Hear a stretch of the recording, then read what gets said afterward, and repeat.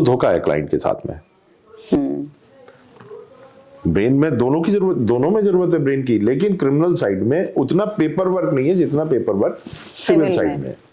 वो क्या क्वालिटीज होती है, कैसे पता चलता है कि ये एडवोकेट हमारे लिए सही है या नहीं है? तो स्टडी आदमी करता है। अब जब स्टडी करेगा, क्लाइंट तो अपने घर बैठा है, ठीक है, या मुलजिम अपने घर बैठा है, वो झूठा फंसा या सच्चा फंसा वो तो अलग चीज हो गई, एविडेंस के ऊपर डिपेंड करता है। उसके लिए मेहनत तो एडवोकेट करता है।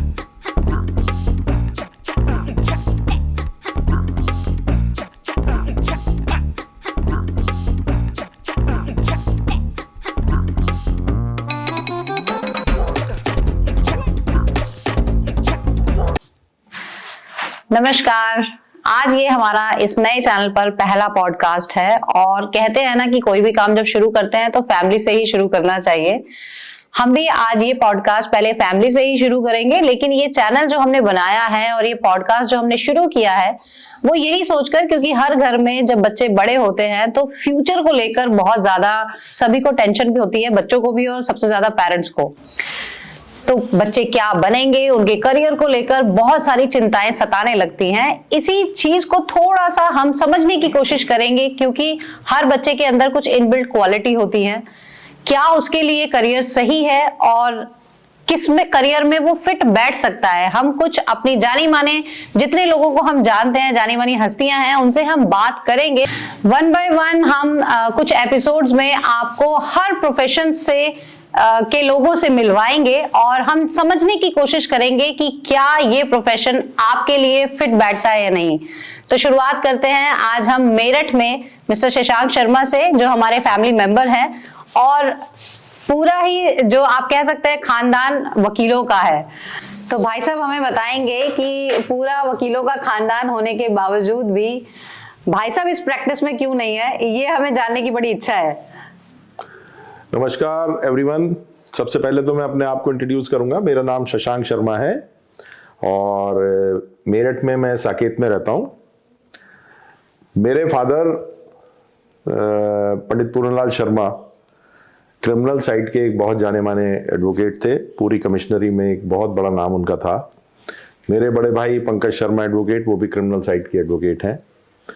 87 में मैंने अपनी लॉ का ग्रेजुएशन पूरा कर लिया था 1987 में।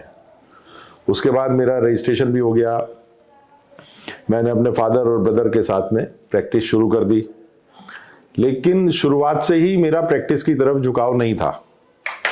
हालांकि मेरे फादर और ब्रदर यही कहा करते थे कि जिस तरह के गुण किसी एडवोकेट में होने चाहिए, क्योंकि जहां तक क्रिमिनल साइड का जो वर्क है या जो प्रैक्टिस है या जो वकालत है वो प्योरली प्रैक्टिकल है। उसमें थ्योरेटिकल कुछ नहीं है। ऐसा नहीं है कि भाई कोई भी आदमी पढ़ के प्रैक्टिस कर लेगा। पूरी तरह से प्रैक्टिकल उस पे होता है। सर्कमस्टेंसेस क्या होते हैं, क्यों आदमी ने क्राइम किया, क्यों उसको किया, वो सारी चीजें। अच्छा, शुरू से बचपन से हम लोग देखते आ रहे थे घर में अपने। एक बहुत डिसिप्लिन परिवार शुरू से रहा है, तो वो फादर को जो देखा हमने किस तरीके से वो करते थे। दूसरा जो मेरा फैमिली अगर आप देखें तो दोनों को तो मैंने बताया ही है। उसके अलावा मेरे एक जीजा जी हैं आनंद प्रकाश शर्मा एडवोकेट, साकेत में रहते हैं, वो भी क्रिमिनल साइड में एडवोकेट हैं। मेरे नाना पास में ही हैं डिस्ट्रिक्ट बागपत के बहुत मशहूर मुख्तियार थे, पंडित रघुनाथ प्रसाद स्वामी, और नवाब बागपत उनके क्लाइंट हुआ करते थे। तो ब्लड में तो वकालत थी, लेकिन दिमाग में वकालत नहीं थी। दिमाग में शुरू से मेरा झुकाव बिजनेस की तरफ था। तो मैंने अपनी एडवर्टाइजिंग एजेंसी शुरू की और सबसे पहले शुरुआत हुई थी मेरी टाइम्स ऑफ इंडिया ग्रुप से, स्पेस सेंटर लेके उससे। और फिर धीरे धीरे इंडिया के सभी पेपर्स और बाद में फिर पूरे वर्ल्ड के पेपर्स मेरे साथ जुड़े, मैं उनके साथ जुड़ा और अल्टीमेटली मैं बिजनेस में आ गया। तो कहीं ना कहीं हम ये मान सकते हैं कि ये एक डेस्टिनी थी कि जनरली होता ये है कि अगर कोई खानदान में नहीं हो, वकालत से ना हो और कोई बच्चा वकील बन जाए तो कहते हैं कि हाँ भाई चलो हमारा बच्चा वकील बन गया। लेकिन यहाँ तो उल्टा है, पूरे खानदान में वकील थे लेकिन आप नहीं बने। तो कभी ऐसा नहीं लगा कि भाई अलग क्यों जा रहे हैं हम? नहीं, आपका कहना बिल्कुल सही है कि ये डेस्टिनी थी कि मैं वकालत से दूसरे प्रोफेशन में आ गया या बिजनेस में आ गया। मेरे फादर की और मेरे ब्रदर की बड़ी इच्छा थी कि मैं वकालत करूं। और एक टाइम ऐसा भी आया कि जब मुझे इलाहाबाद शिफ्ट करने की भी बात थी कि मैं इलाहाबाद में चला जाऊं हाई कोर्ट में, लेकिन कुछ सर्कमस्टेंसेस इस तरीके के हुए, या मेरी इच्छा कह लीजिए जो भी थी, कि मैं बिजनेस में आ गया। और एक मेरे मित्र थे जो उस समय, आज वो लंदन में है, मुझे एडवर्टाइजिंग के बिजनेस में लाने वाले वही हैं, मिस्टर प्रदीप शर्मा। वो यहाँ पे टाइम्स ऑफ इंडिया में ब्रांच हेड थे, बाद में फिर वो दिल्ली शिफ्ट हो गए थे। तो उन्होंने ही मुझे सिखाया, उन्होंने ही मुझे फिर आगे बढ़ाया। आज वो लंदन में है और एक मैगजीन पूरी वो वहाँ पे चलाते हैं। तो आपका कहना बिल्कुल सही है कि डेस्टिनी थी कि जिसमें।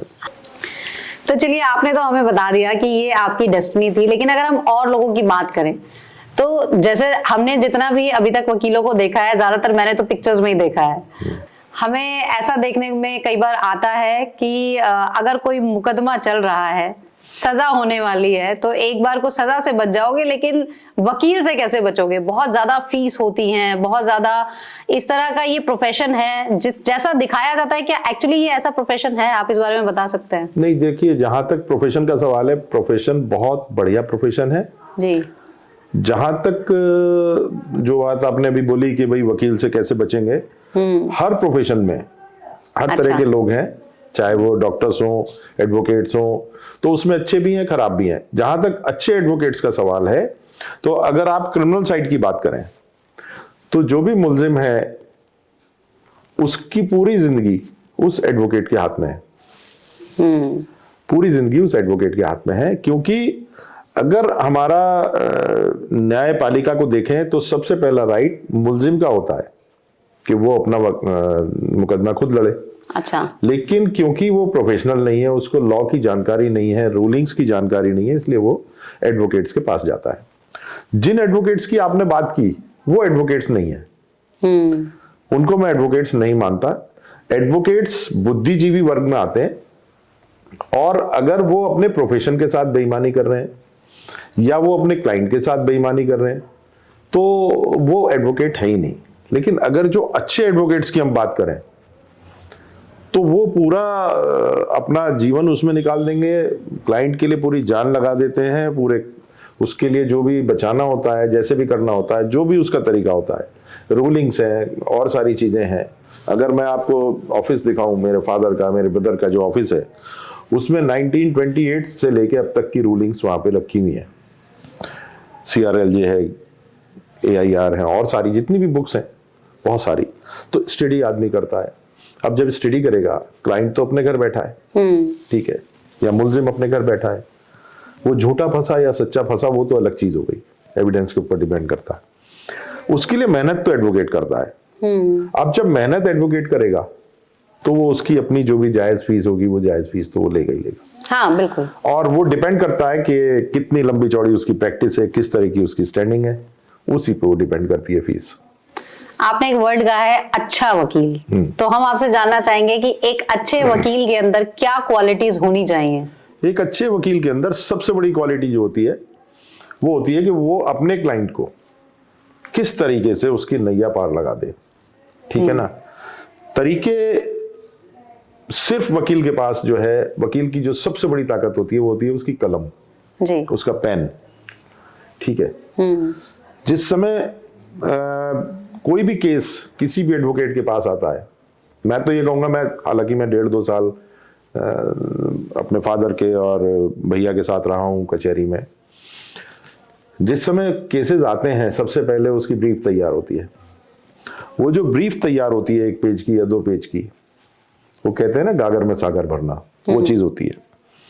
उसके लिए ब्रेन की जरूरत है जी। आदमी उसमें टाइम भी लगाएगा, सभी कुछ करेगा, रूलिंग्स देखेगा, सब उनसे पूछताछ करेगा, सब कुछ। तो एक अच्छे वकील की जो क्वालिटी है वो ये है कि वो अपने क्लाइंट का जो पैसा है, जो उसने खर्च किया है, उसको फीस दी है, या जो मिसलेनियस एक्सपेंसेस हैं, जैसे टिकट्स हैं या स्टैम्प पेपर्स हैं या जो कुछ भी है, उनको जस्टिफाई करे, उसको न्याय दिलाए, उसके साथ बेईमानी ना करे। तो मैं एक अच्छे वकील की क्वालिटी यही मानता हूं कि वो अपने क्लाइंट के साथ। पर अगर हम एक एज अ करियर इसको लेना चाहें, तो आपको क्या लगता है कि किन लोगों को इस करियर की तरफ आना चाहिए? उनके अंदर इनबिल्ट क्वालिटीज क्या होनी चाहिए? देखिए, जहां तक करियर का सवाल है, करियर बहुत अच्छा है, जी। वकालत का करियर बहुत अच्छा है, लेकिन जो बंदा वकालत कर रहा है, एक बहुत पुरानी कहावत है कि वकील जो कमाता है वो अपने लिए नहीं कमाता, वकील कमाता अपनी फैमिली के लिए। आप ये बताइए 46, 47, 48 डिग्री टेम्परेचर में काला coat white pant, white shirt, यहाँ बैंड लगा रहता है। तो जिस समय हम लोग यानी फैमिली, हम लोग घर में एसी में बैठे हैं, उस समय जो फादर हैं वो धूप में आना जाना रहता है। चैम्बर जो होते हैं, मतलब जो हम लोग के ऑफिस होते हैं कचहरी में, उनमें सिर्फ पंखे होते हैं। कारण क्या है कि अगर उसको एसी कर देंगे, आवाज लगी, आदमी जा रहा है, एडवोकेट जा रहा है, वहां पे पता लगा धूप में निकले, फिर वहां पे एसी में पहुंच गए, फिर वापस आए एसी में आ गए, तो एक्सर्शन होगा, बीमार हो जाएगा। तो क्वालिटी का जहां तक सवाल है, अगर उसकी इच्छा है बच्चे की वकालत करने की, तो प्रोफेशन बहुत अच्छा है, पेइंग प्रोफेशन है। लेकिन डिवोशन वो तो मैं मानता हूं किसी भी प्रोफेशन में अगर आप जा रहे हैं तो डिवोशन इज मस्ट। पर इसके लिए कुछ ऐसा भी है कि क्योंकि मुझे लगता है कि जो इंट्रोवर्ट्स होते हैं बच्चे, जो ज्यादा बोलने में इतने अच्छे नहीं होते हैं, वो शायद इस प्रोफेशन के लिए नहीं है। नहीं, देखिए वकील तो खाता ही बातों की है। एग्जैक्टली वही। तो जब तक बोलने में अच्छा नहीं होगा। पुराने लोग ये कहते थे भाई वकालत में जाना मत, क्योंकि रिश्ते ही नहीं आते थे वकीलों के। अच्छा, ये भी है, ये तो एक नेगेटिव हो जाएगा। ये नेगेटिव हो जाएगा। जो बात, मतलब एक मैंने जो एक सीरियस टॉपिक चल रहा था ना, उसको थोड़ा हल्का करने के लिए बात कही है। लेकिन बहुत अच्छा प्रोफेशन है। जहां तक बच्चों का सवाल है, देखिए दो साइड होती है, एक सिविल साइड हो जाती है, क्रिमिनल साइड होती है जी। सिविल साइड में पेपर वर्क बहुत ज्यादा है। ओके। अगर आप सिविल साइड के किसी भी अच्छे एडवोकेट से मिलेंगी, रात को 10-10 बजे तक वो अपने चैम्बर में, अपने ऑफिस में, घर पे जो ऑफिस बनाए रहते हैं उसमें बैठे रहते हैं, पेपर्स तैयार करते हैं, सब कुछ है। इतनी मोटी मोटी फाइल तैयार होती हैं, उनको पढ़ना, उनको करना। अब तो कंप्यूटराइज जमाना आ गया, पहले स्टेनो आया करते थे, उनको डिक्टेशन देते थे, शॉर्ट हैंड वाले आते थे, फिर वो टाइप करके लाते थे। क्रिमिनल साइड में ब्रेन की जरूरत है, ब्रेन में दोनों की जरूरत, दोनों में जरूरत है ब्रेन की, लेकिन क्रिमिनल साइड में उतना पेपर वर्क नहीं है जितना पेपर वर्क सिविल साइड में। मेहनत दोनों में है, बहुत ज्यादा मेहनत है। हमने देखा है फादर को, अपने हमारे बाबूजी को, कि सुबह 6-6:15 बजे वो घूम के आ जाते थे, और उसके बाद नहा धो के 7 बजे तक वो अपनी टेबल पे आ जाते थे, और ठीक 10-10:15 बजे वो कोर्ट चले जाते थे। तो वो जो 3 घंटे का था, वो सारी फाइलें तैयार करनी उस डेट की, उनको सब तैयारी करनी। क्लाइंट तो कचहरी आता था कोर्ट में, लेकिन यहाँ तैयारी तो एडवोकेट करते हैं। तो जहां तक बोलने का सवाल है, देखिए बोलने का तो प्रोफेशन है ही है। ये तो आपको महसूस हो रहा होगा मेरे से बात करके। ये तो हमारे व्यूअर्स बताएंगे। अच्छा, एक चीज और मैं पूछना चाहूंगी पर्सनली, कि जैसा कहते हैं कि घर में एक बच्चा अगर डॉक्टर हो तो पूरे खानदान को वो मेडिसिन, मतलब एटलीस्ट ऑन कॉल बता देते हैं, तो काफी चीजें बच जाती है, डॉक्टर्स के पास जाना बच जाता है, टाइम बच जाता है, पैसा बच जाता है। तो आपके प्रोफेशन में ऐसा होता है, वकीलों के प्रोफेशन में भी ऐसा होता है कि जैसे हम तो आपसे एडवाइजेस लेते रहते हैं, फ्री में लेते हैं, तो आप सभी को फ्री एडवाइजेस देते हैं या कुछ फायदा उनको भी होता है? नहीं, देखिए जहां तक एडवाइस का सवाल है, तो बहुत से लोग आते हैं मेरे से पूछते हैं जी। जितना मैं बता सकता हूँ, जितना मुझे ज्ञान है, मैं उनको बताता भी हूँ, फायदा भी होता है ये लोगों को जी। और जहां तक एडवाइस का सवाल है, मैं समझता हूँ जेन्युइन एडवाइस देनी चाहिए। अगर मेरे को नॉलेज नहीं है उस चीज की, तो मैं पास कर दूं किसी और के लिए कि भाई उनसे बात कर लो जी जी। क्योंकि अगर मैं उनको गलत एडवाइस दूंगा तो वो मेरे पार्ट पे गलत हो जाएगा। जहां तक सवाल आपने पहले क्वेश्चन किया था कि एक बच्चा अगर, देखिए एक बहुत, फिर मैं हल्का करूंगा इसको जी। एक कहावत है कि अगर परिवार में एक डॉक्टर, एक एडवोकेट, एक नेता और एक पुलिस में हो, तो उस परिवार को कोई दिक्कत नहीं है। एक IAS ऑफिसर, अच्छा, ये 5 लोग अगर घर में हैं तो कोई दिक्कत ही नहीं है।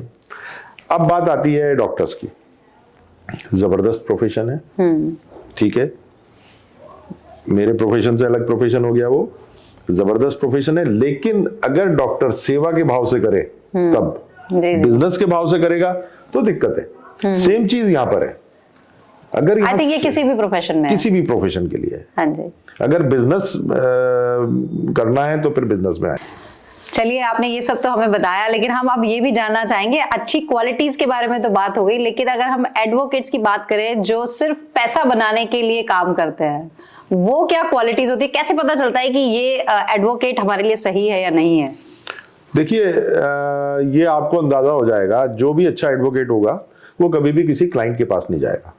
अच्छा, कि भाई आप मेरे से काम करा लीजिए। आप किसी भी डिस्ट्रिक्ट कोर्ट में चले जाइए, इसमें हाई कोर्ट्स में चले जाइए, सुप्रीम कोर्ट्स में चले जाइए, कुछ तो खुद एडवोकेट्स आपको सड़क पे मिल जाएंगे गेट पे, वो अपना कार्ड देंगे कि मेरा चैम्बर नंबर फला है, मैं फलाने पेड़ के नीचे बैठा हूं, मैं उसके नीचे बैठा हूं, आप आ जाइए, मैं आपका ये काम करा दूंगा, मैं वो काम करा दूंगा। जो अच्छे एडवोकेट्स हैं, जिनको रिनाउंड एडवोकेट्स कह सकते हैं, या जिनको ईमानदार या बढ़िया प्रोफेशन में बोल सकते हैं अपने प्रोफेशन के लिए कि वो अपने प्रोफेशन के लिए ईमानदार हैं, वो कभी भी किसी क्लाइंट के पास नहीं जाएंगे। मैंने अपने बाबूजी का देखा है कि जिस समय कोई भी मुलजिम तो नहीं आएगा, उस समय उसके घर वाले आएंगे, मुलजिम तो अंदर होगा। हाँ जी, हाँ जी। तो वो बिल्कुल साफ बता देते थे कि भाई इसमें बेल हो जाएगी या नहीं हो जाएगी। हालांकि अब थोड़ा समय बदल गया, समय के साथ साथ अब वो लोग बजाय बोलने के ठेके लेने लगे। तो जो ठेके ले रहे हैं वो एडवोकेट्स नहीं है। आप एक बार बताइए कि अगर किसी का आदमी कोई गलत फंस गया जी, और कोई एडवोकेट के पास जाए और वो फिर ठेका लेके जी मैं तो हाई कोर्ट तक की जिम्मेदारी ले रहा हूँ, इसकी बेल करा ही दूंगा, तो वो तो धोखा है क्लाइंट के साथ में। तो ये समय बदल रहा है। पर इस तरह की चीजें हम मूवीज में या टीवी सीरीज में हम नहीं देखते ऐसा। जैसे कि अभी एक सीरीज हमने देखी थी पंकज त्रिपाठी की, उसमें भी वो जाकर बार बार अपना कार्ड देते हैं। जॉली एलएलबी में अगर हम देखें तो उसमें भी वो जाकर अपना कार्ड देते हैं, हालांकि वो अच्छा काम करते हैं बाद में, लेकिन क्या रियल लाइफ में ऐसा नहीं होता है? देखिए, जहां तक पिक्चरों का सवाल है वो डिफरेंट मामला है। जहां तक निजी जिंदगी का या वैसे रियलिटी की बात करें तो वो डिफरेंट है। जॉली वाले में, जॉली एलएलबी में अगर आप देखें तो उसने बहुत अच्छा काम किया। हाँ जी। शुरू में जो उसने कार्ड्स वगैरह दिए, उसने कार्ड्स इसलिए दिए कि उसकी प्रैक्टिस चले। हाँ। ठीक है ना। अब जो ये कार्ड बांट रहे हैं, आप मेरे साथ अभी कोर्ट में चलिए, वो क्या करेंगे कि वो आपके पास जाएंगे, आप कहेंगे कि मुझे पासपोर्ट बनवाना है, मुझे फला एफिडेविट बनवाना है, मैंने नाम चेंज किया है अपना। तो वो एडवोकेट क्या कहेगा कि जी मैं पेपर में आपका ऐड भी छपवा दूंगा, 2 पेपर में ऐड निकलेगा, वो भी कर दूंगा। एडवोकेट का ये काम नहीं है। एडवोकेट का काम, एडवोकेट की जो क्वालिटी है वो ये है कि जो उसका प्रोफेशन है वहीं तक सीमित रहे, उससे आगे अगर वो बढ़ रहा है तो वो ये चाह रहा है कि वो सारे काम एक ही जगह पे मैं निपटा लूं और क्लाइंट को वहीं पे ही जितना मैक्सिमम उससे पैसा ले सकता हूं ले लूं। तो वो एडवोकेट नहीं है, फिर मैं कहूंगा वो व्यापार में आ गए। हमारी जो अगर मेरठ की डिस्ट्रिक्ट कोर्ट देखें तो उसमें करीब 6,500 एडवोकेट्स हैं जो यहाँ के रजिस्टर्ड होते हैं। उनमें से अगर आप देखें तो हार्डली 20% लोग ऐसे होंगे जिनके पास यहाँ पे काम है। कुछ एडवोकेट्स इस तरह के भी हैं जो जिनकी बैकग्राउंड ग्रामीण बैकग्राउंड है, उनके यहाँ अच्छी काश्तकारी है, खेती बाड़ी है, लेकिन घर पे टाइम नहीं करता तो वो घर यहाँ आ जाते हैं, शाम को अपना घर चले गए।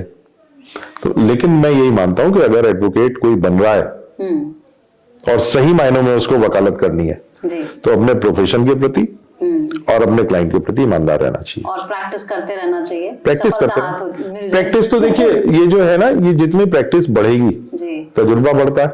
हाँ जी। उसके बाद जहां तक इस प्रोफेशन में पैसे का सवाल है, पैसे की कोई दिक्कत नहीं है। आपसे एक आखिरी क्वेश्चन मैं और करना चाहूंगी, क्योंकि मुझे यही लगता है कि डिग्री जैसे कि लेना किसी भी प्रोफेशन में बहुत ठीक है, अपने आप में एक अहम चीज है, लेकिन वो कितना हमारे काम आती है। क्योंकि आप जैसे कि आप बिजनेस में हैं, इस बिजनेस में शायद अगर आप लॉ नहीं भी पढ़ते तो भी आप आ सकते थे, लेकिन लॉ पढ़ने का आपकी लाइफ में आपको क्या एडवांटेज मिला? देखिए, जहां तक लॉ का सवाल है या किसी भी एजुकेशन का सवाल है, एजुकेशन हमारे जीवन में एक बहुत महत्वपूर्ण चीज है। एजुकेशन लेने के बाद आदमी मात नहीं खाता। अब बात करते हैं हम वकालत की। जो LLB मैंने की, उससे सबसे बड़ी बात यह है कि लॉ करने के बाद में एक आदमी के अंदर कॉन्फिडेंस आ जाता है। कॉन्फिडेंस इन द सेंस के जो भी व्यापार आप कर रहे हैं, देखिए उतार चढ़ाव जीवन में सभी के आते हैं, उसमें कुछ चीजें ऐसी भी आती हैं जिसमें कहीं ना कहीं लीगल मैटर्स फंस जाते हैं। उसके दो तरीके हैं कि उसके लिए आपको लीगल एक्सपर्ट की जरूरत पड़ती है। राइट। छोटी मोटी चीजें होती हैं तो वो खुद ही आप सॉल्व कर लेंगे। अब कोई मेजर प्रॉब्लम फंस गई तब आप किसी एक्सपर्ट के पास जाएंगे। दूसरी चीज, अब मैं फिर दूसरी तरफ आता हूं कि जैसे मेरठ में 6,500 एडवोकेट्स हैं जी। मेरठ बार एसोसिएशन एक एसोसिएशन है, मैं उसका एक मेंबर हूं। इलाहाबाद बार एसोसिएशन का भी मैं मेंबर हूं। हमारे पीछे अगर ईश्वर ना करे आज कोई प्रॉब्लम हो जाती है मुझे, तो मेरे पीछे 6,500 लोग मेरे भाई खड़े हुए हैं। 6,500 लोग पीछे खड़े हुए हैं। एक एसोसिएशन, बहुत बड़ी एसोसिएशन, जो लीगल एसोसिएशन है, पूरी एसोसिएशन एक दूसरे के साथ खड़ी रहती है, मरने में जीने में सब लोग साथ रहते हैं।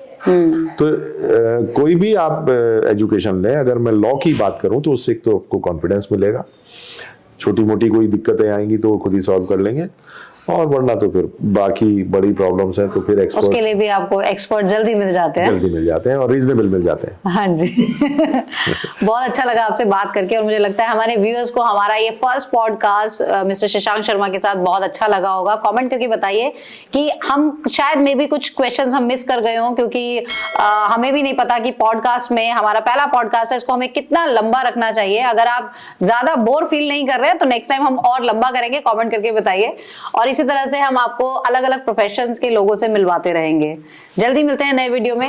नमस्कार।